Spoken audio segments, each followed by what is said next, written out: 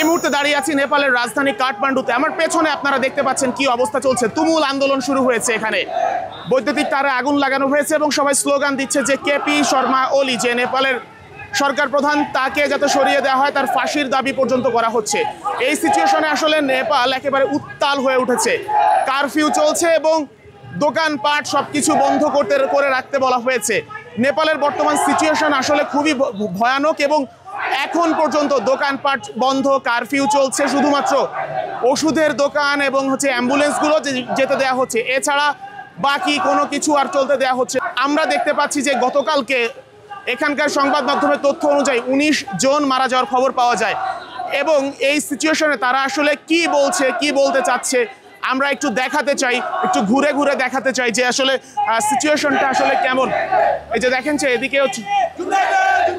এদিকেও চলছে, স্লোগান দিচ্ছে, স্লোগান চলছে, আগুন জ্বলছে এবং এদিকেও বৈদ্যুতিক তারেও আগুন লাগানো হয়েছে। আমরা একটু দেখাই, ঘুরে ঘুরে দেখাই। কেপি ওলির পদত্যাগ দাবি এবং কেপি ওলির পদত্যাগ এবং ফাঁসি দাবি করা হচ্ছে।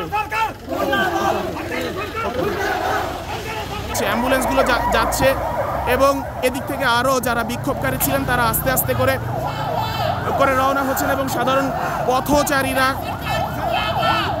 গতকালকে শুধুমাত্র শিক্ষার্থীরা এই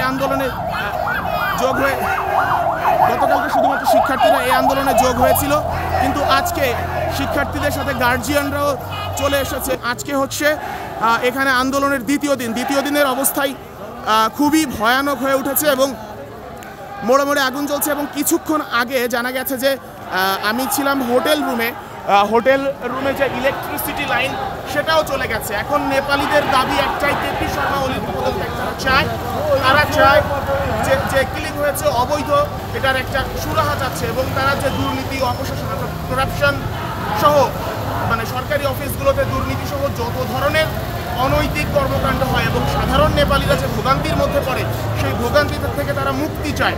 তো এই সিচুয়েশনে আসলে নেপালের অবস্থা কোন দিকে যাচ্ছে নিশ্চয়ই আপনারা বুঝতে পারছেন। আমাদের দেশে গত বছর অর্থাৎ বাংলাদেশে জুলাই আন্দোলন হয়েছিল, তখনকার